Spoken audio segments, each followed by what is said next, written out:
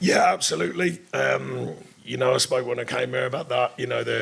Everyone wants to play beautiful football, but you play the football that can win, and you're definitely right. You've got to do both boxes well, and I thought we did. And the bit in the middle I thought was very pleasing today. I like to play mixed football. I don't always play pure football. Everyone knows that. I don't mind people playing longer passes, and I thought we were effective with that. But then when we had windows to play, we did. And then the main thing for me was all the nuts and bolts, I call it, the performance, the distances, the pressing lines, the connection between the players off the ball was excellent, I thought, today. And left very little areas for them to work in. I was really, really pleased with that. Yeah, I think overall, because like I said, the balance of play, when we had to defend, we did.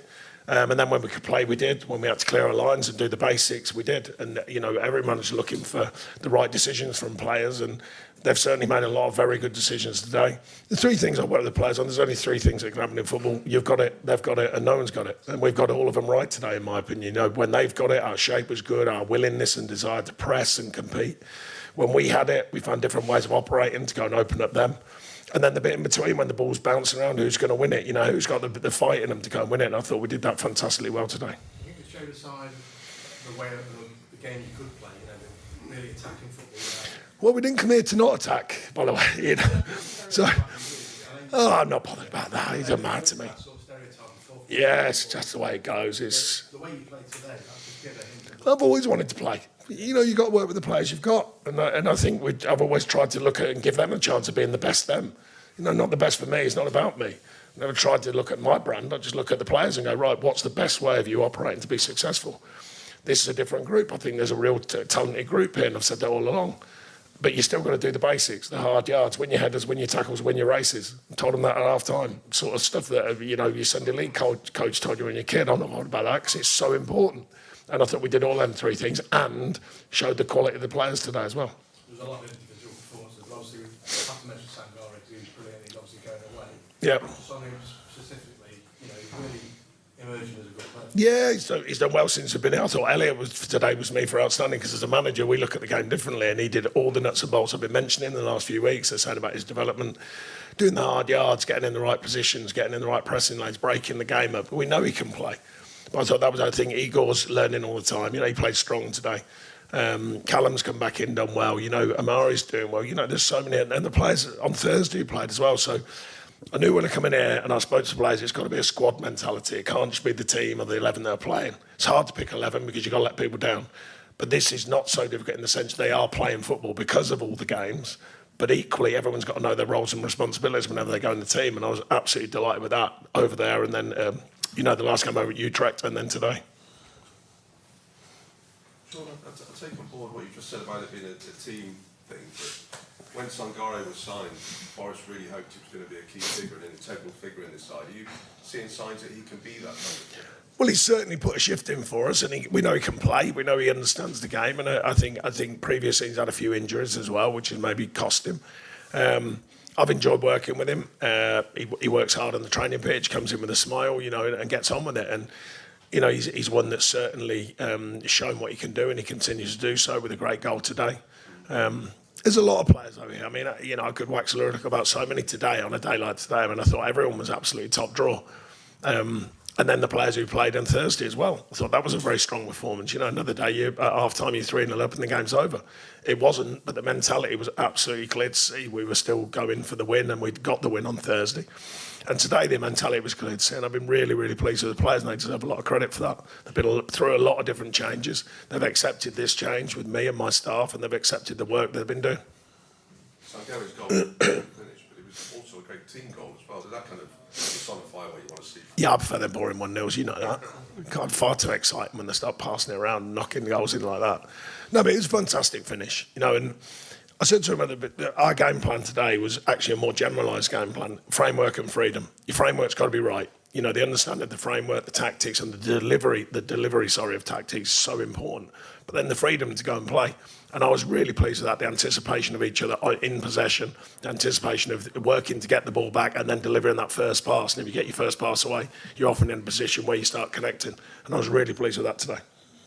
Sean, how nice to have a clear week next week, which has been put on since coming in midweek, weekend.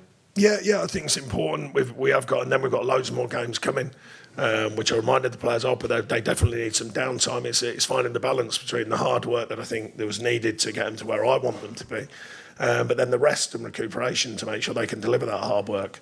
So this week is a bit of a free week, couple of days off, and then we'll be working ready for the next game.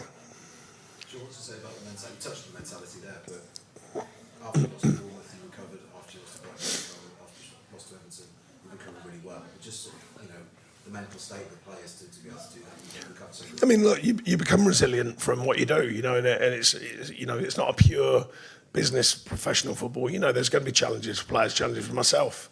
But you have to see through them, make sense of them, move on again. And I think they've been really good with that. We've had two. Well, the first one against Bournemouth, we were just flat. We did, the levels I want them at weren't there and they couldn't deliver. The one at Everton was a really poor performance. On the ball, off the ball, all the three things I said wasn't good enough. But they responded really well in the week and then responded well again today. So the best thing as managers and coaches when you can clearly see they're listening and they're delivering. I mean, that's what we're all looking for as managers. Are they listening? Are they delivering? And today was a clear sign they are. Sure. Obviously you won't get carried away, but because of the situation in the table. But you must look at the squad and wonder to yourself how it was even in that situation in the first place. And I'm not.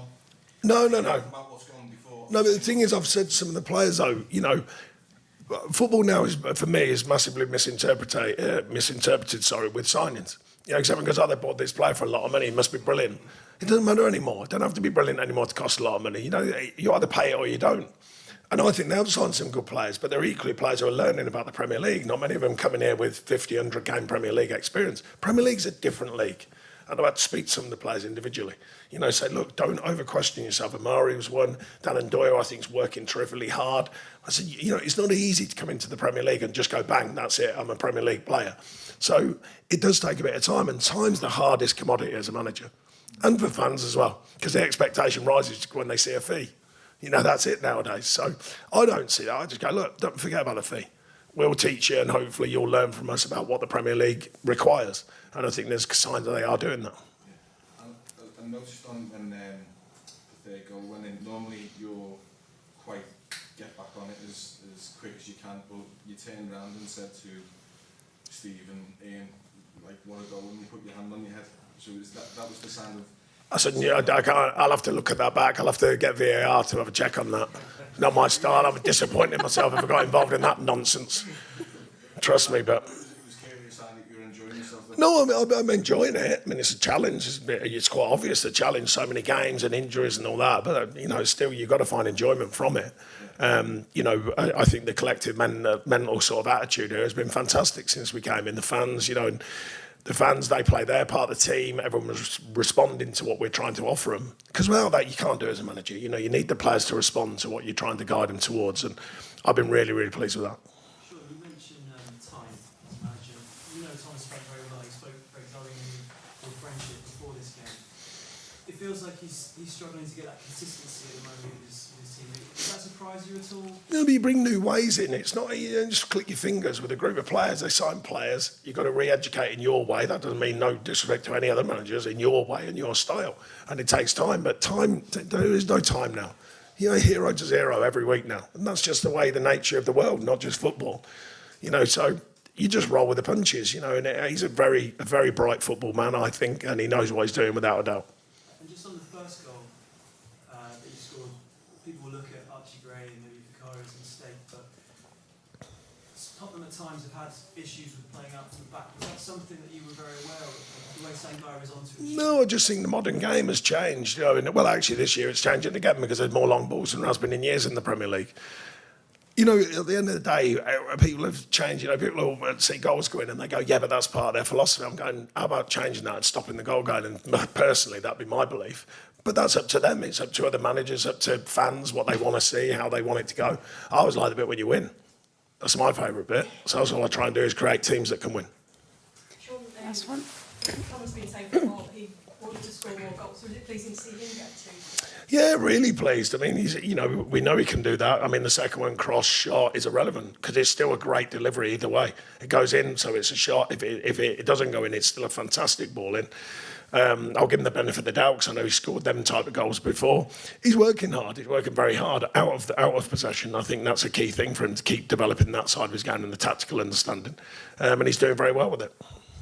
Nicholas Domingos wasn't any success. Yeah, unfortunately, he's got a knee. It's nothing serious. We had it scanned and everything, but his knee blew up with fluid in it. And I think it was a cyst to be on his knee. And because we've got this 8 days, we can't, it's like with Mats, we're going, if he gets injured, if it goes worse, then that's a longer period. And Dom was the same. We looked at him and said, well, what do we gain against what do we lose, if it flares up again? So we just have to be cautious. That's been a really big challenge for me as a manager. Dougie's done great. I mean, Dougie really, I wouldn't have played him the other night generally, but I spoke to him about it. He was happy to, because there's always a risk and reward, and you don't want to put players at risk. I would say fit for task, not using the task to get fit. So that's my way of working. With Dougie, he's been probably the hardest one when I've had to go, shall we or shan't we? But he was absolutely clear-minded, and pleased we got half a football for him the other day as well. So what chance for Fulham?